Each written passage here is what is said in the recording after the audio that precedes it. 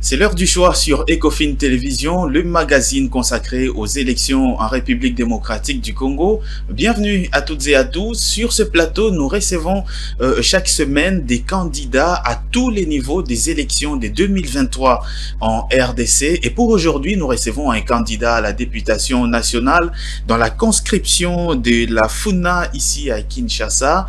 Deo Voidi, bienvenue. Merci beaucoup pour l'invitation. Merci d'être avec nous aujourd'hui. Avec vous, on va parler de votre candidature et de tout le processus électoral en République démocratique du Congo. La première question que j'ai envie de vous poser, quelle a été votre motivation en déposant votre candidature à la députation nationale? Merci beaucoup pour la question. Ma motivation est unique. Il est question de porter clairement et pleinement les problèmes de la circonscription de la Funa au niveau de l'Assemblée nationale. Et aussi surtout d'arrêter de faire de la Funa un orphelinat. C'est-à-dire la Funa aujourd'hui est considérée comme une circonscription orpheline. Des gens viennent, prennent des voix et dès qu'ils sont élus, partent. Ils partent, Ils ne sans jamais revenir. Ils ne reviennent que maintenant. Et aujourd'hui, la population veut voir une nouvelle ère dans la Funa et c'est ce que nous, on veut apporter aujourd'hui. Moi, personnellement, je veux prendre les problèmes réels de la Funa et essayer de les amener au niveau national pour qu'on en parle. Parce que ce sont des problèmes que peut-être plusieurs électeurs d'autres circonscriptions rencontrent, mais qu'on ne sait pas tabler. Donc le problème c'était de changer l'image de la Funa en termes de qualité d'élus. Je crois qu'on a un sérieux problème de qualité d'élus. Un sérieux problème de qualité d'élus. Oui. Vous parlez des problèmes de la Funa, est-ce que vous les avez identifiés? Si oui, quelle est la nature de ces problèmes? Je crois que le problème majeur de la Funa c'est la sécurité. Aujourd'hui il y a une insécurité criante. Au niveau de la Funa, il y a même une commune qui est vraiment comme un pays dans une ville, quoi. Je vais dire le cas de Makala où la loi c'est vraiment les enfants de la rue qui font la loi, les chefs des gangs, voilà. Je crois que qu'est-ce qui s'est passé? Est-ce que c'est vraiment la pauvreté? Je crois qu'aujourd'hui, les leaders de la communauté devaient prendre ces problèmes-là, échanger avec ces jeunes parce qu'ils sont identifiables, échanger avec eux et porter des solutions aux problèmes et afin qu'il y ait une paix dans certaines communes, notamment le cas de Makala, de Bumbu, du côté de Balaba. Ça, c'est un problème que tout le monde connaît à la Funa. Même Bandal du côté Makelele, le problème d'insécurité est un gros problème à la Funa. L'autre problème majeur, c'est la rivière Kalam, qui en ce moment il est en train de pleuvoir. C'est une catastrophe là-bas. Une catastrophe. Mais de ces 12 élus actuels, ils vivent comme si ce problème-là n'a jamais existé. C'est un problème qui date de très longtemps. La population en parle, la population se plaint, la population meurt, mais qui pour porter la voix de cette population pour dire qu'il faut trouver une solution pour la rivière Kalamou en cas de pluie. Donc je crois qu'il y a des problèmes comme ça et notamment il y a une pauvreté très remarquable dans certaines communes de cette circonscription. Et donc le fait que au niveau national l'économie puisse avancer, qu'il y ait certaines situations où on questionne clairement les ministres de l'économie sur qu'est-ce qui se passe avec le taux de dollar, avec ceci, comment faire pour régler les problèmes économiques. Je crois que ça faciliterait le problème des habitants de cette circonscription. Et ça, en 5 ans, aucun député élu de la Funa n'a porté les problèmes de la Funa. Personne. Non, personne. Personne ne l'a fait. Personne. Alors, vous évoquez des questions telles que la pauvreté, qui est quand même assez criante, mais également le problème sécuritaire dans les communes qui composent cette circonscription. Qu'est-ce que vous pensez apporter comme solution? Parce qu'on sait que lorsqu'il y a un problème sécuritaire, c'est de mettre fin à l'insécurité. Mais dites-nous comment vous pensez procéder. Bon, écoutez, En tant que député, bien sûr. en tant que député, on n'est pas un exécutif. Ça, c'est d'abord clair. Tout à fait. Ce que l'on fait en tant que député, je crois que le rôle, c'est de mettre de la pression sur l'exécutif. Vous ne pensez pas que c'est ce qui est... Vous ne pensez pas que c'est ce qui est fait déjà par les élus actuels de la FUNA? Pendant combien d'années? Quelle est la solution qui a été trouvée? Je crois qu'à Kinshasa, il y a même un ministre de l'Intérieur qui a été viré à cause de ça. Mais l'actuel aussi, c'est de l'incompétence totalement. National ou provincial? On connaît le provincial. On connaît des zones de non-droit dans cette ville. On connaît où vous ne pouvez pas circuler même à midi. Donc, je veux dire, c'est mettre la pression sur l'exécutif, tout en ayant le temps de communiquer avec les électeurs. Mais si vous parlez de l'ancien ministre de l'Intérieur qui a été viré pour ce problème-là, vous ne pensez pas que c'est aussi l'apport de ceux qui sont là, ceux qui ont été élus lors des élections de 2018? Non, je ne pense pas, parce que je crois que c'est plutôt... à un moment donné, la population en avait tellement marre et que ils ont tellement crié, à travers les médias d'ailleurs, félicitations à la presse. Je crois que nous devons cela à la presse, pas aux élus de la FUNA. Et aujourd'hui, ces jeunes-là, on ne les entend pas. Nous les connaissons, nous les abordons, ils nous abordent. Je crois qu'ils ont un message à passer.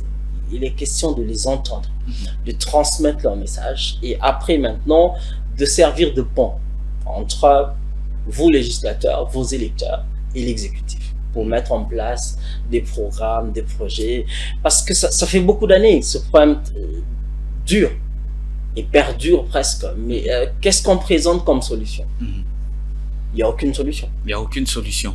Il n'y a aucune pression parlementaire qui a été faite.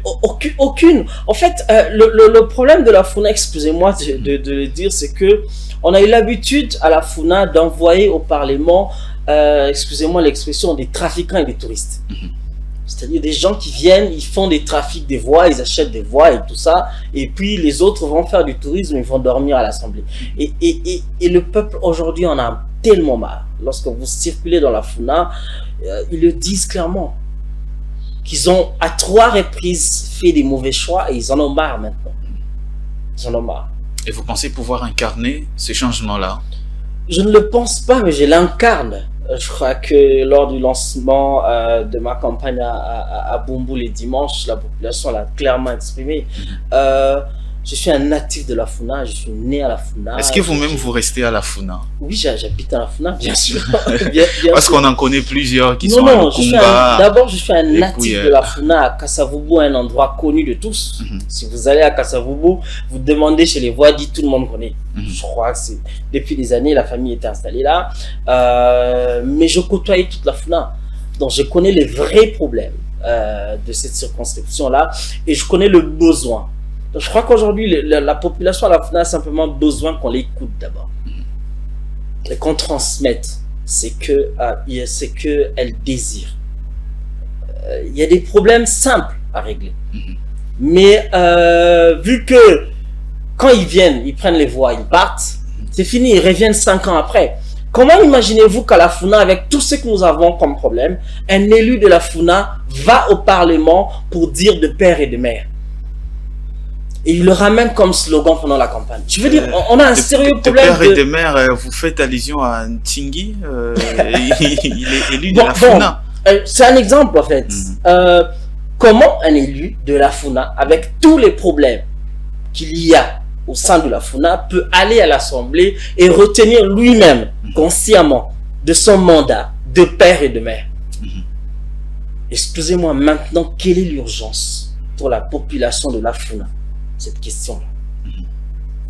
Et donc, et vous, vous avez dit ici que vous avez lancé votre campagne, c'était déjà le dimanche, je crois, et vous avez côtoyé cette population de la FUNA. Qu'est-ce qu'elle vous a dit concrètement? Aujourd'hui, la population de la FUNA veut le changement, veut le renouvellement de la classe politique, veut amener au Parlement de nouveaux visages. veut de nouveaux projets. La FUNA n'est pas une propriété privée de 3, 4, 5 personnes qui depuis 15 ans pensent qu'ils doivent venir les caïmans, trafiquer le voix. Non, mais c'est faux, ils ne sont pas des caïmans. Trafiquer le voix, répartir et puis après attendre 5 ans, 6 mois avant les élections, commencer à revenir. Non, je crois que ce système-là doit vraiment s'arrêter. Et aujourd'hui, le bonheur, c'est que la population de la FUNA a compris, a cerné cela. Et est prête à mettre un terme à cela. Mais vous, et ça, c'est une très bonne chose. Ça, c'est une très bonne chose. Mais vous êtes candidat à la députation nationale pour la circonscription de la FUNA. Mais on sait aussi que lorsque vous êtes élu député national, vous n'êtes pas là seulement pour la FUNA. Je suis d'accord. Évidemment, c'est pour l'ensemble du territoire national. Mais comment vous allez faire pour porter la voix de la FUNA? Est-ce que le meilleur choix n'aurait pas été d'aller carrément en provincial pour que ces problèmes de la FUNA soient directement à ce niveau-là? Non. Lorsqu'on aborde les problèmes au niveau national, la FUNA fait partie d'abord de Kinshasa et puis de la nation. Certains problèmes que nous retrouvons à la FUNA, on les retrouve aussi dans plusieurs autres circonscriptions. Le problème de l'insécurité, par exemple, c'est presque partout. Mais connaissons les règles. Quand on veut régler le problème de l'insécurité au niveau national, ça règle le problème de chez moi, à la FUNA. Lorsqu'on veut régler le problème de la pauvreté chez moi, au niveau national, on règle automatiquement le problème au niveau de la FUNA. Lorsque l'on veut régler, par exemple, le problème de curage des rivières et tout ce qui va avec, si on met la pression pour cela chez moi d'abord, à la FUNA où il y a Makelele et Kalamou, on met le même, d'ailleurs Bichako Chako aussi, on met la même pression pour les autres rivières ailleurs qui rencontrent les mêmes problèmes. Donc je vais dire, il y a des problèmes au niveau local qui peuvent se généraliser. C'est là, en fait, que le législateur est porteur de la volonté de la population, simplement. La volonté de la population. Mais il faut quand même reconnaître aussi que vous n'allez pas parler directement pour la FUNA. Là, vous serez obligé de vous soumettre également aux règles de la on va dire, de l'Assemblée nationale, qui a pour vocation de parler de l'ensemble de la République. Disons aujourd'hui qu'il y a un problème de Kuluna à la FUNA et que l'urgence au niveau national, c'est par exemple un problème d'électricité. On va dire que... qui touche la FUNA d'ailleurs. Voilà, les Kuluna, on met d'abord à côté, même si c'est un problème de la FUNA, voilà. On met en avant ce qui est prioritaire pour l'ensemble du pays.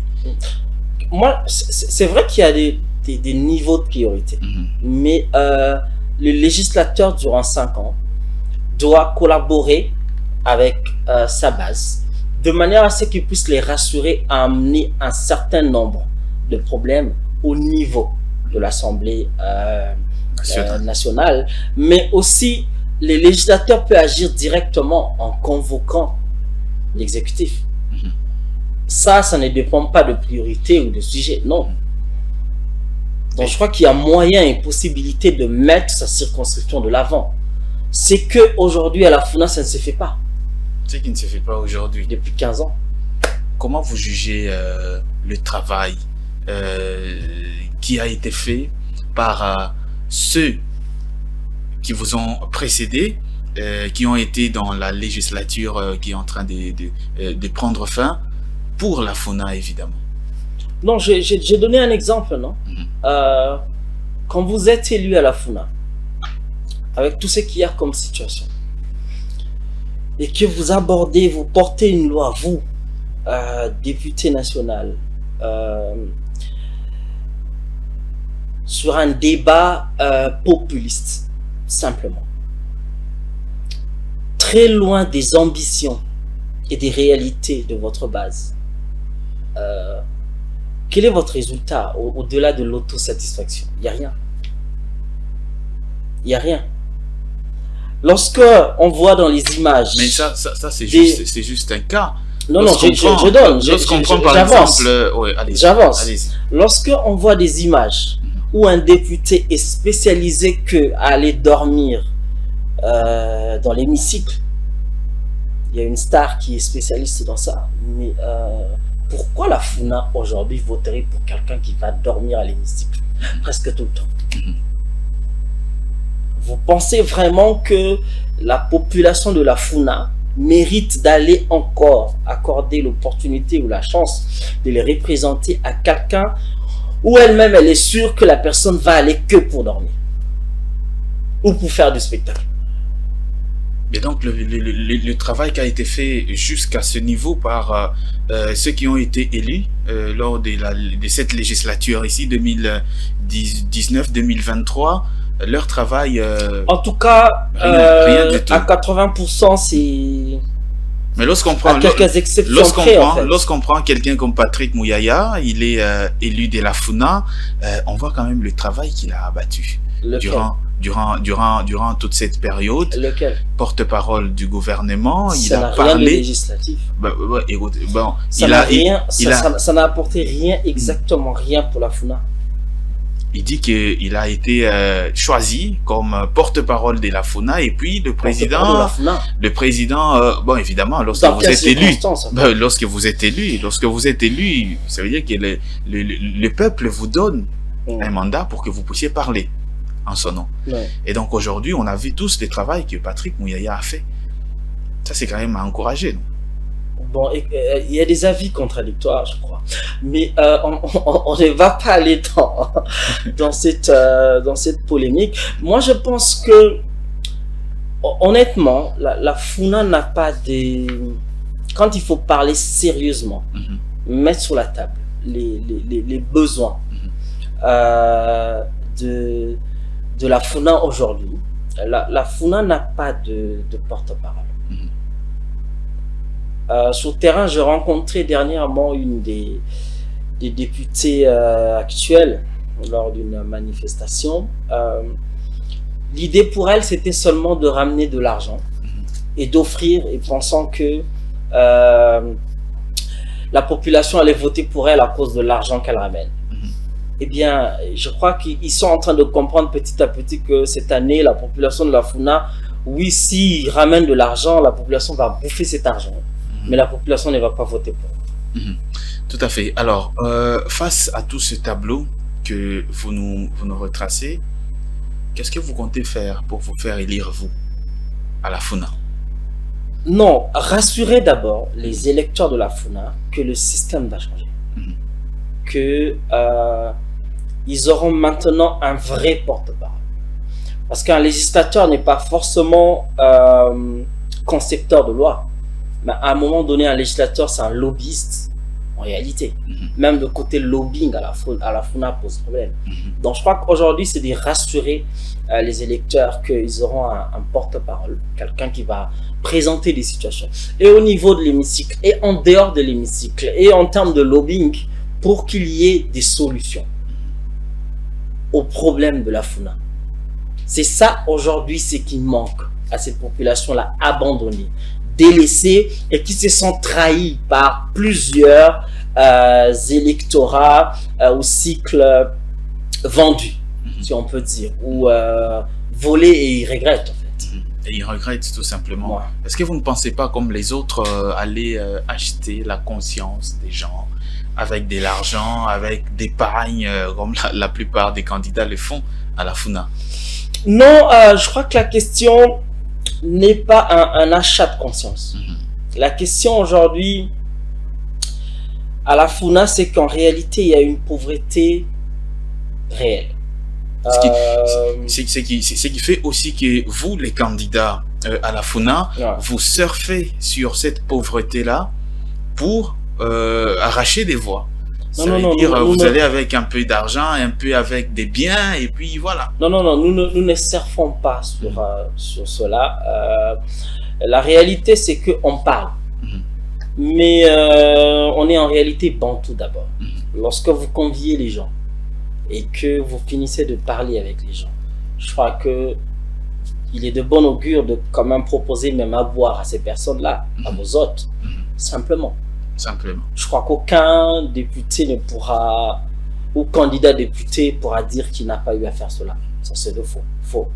De deux, les pannes, je suis touché directement. Sans arrière-pensée. Oui, sans arrière-pensée. Vous êtes sûr? L'épargne, je suis directement touché parce que dimanche, moi, j'ai donné des pagnes aux mamans à Boum Boum, mais c'est vraiment sans arrière-pensée. J'en avais. J'ai invité des gens, les jeunes ont eu des t-shirts, mais à la fin, j'avais un lot d'épargne. J'ai fait quoi?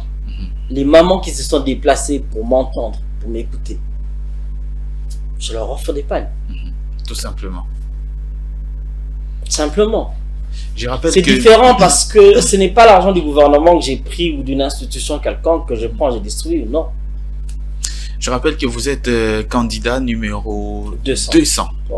À la FUNA. Ouais. Sur la liste desquels regroupements déjà? AABG.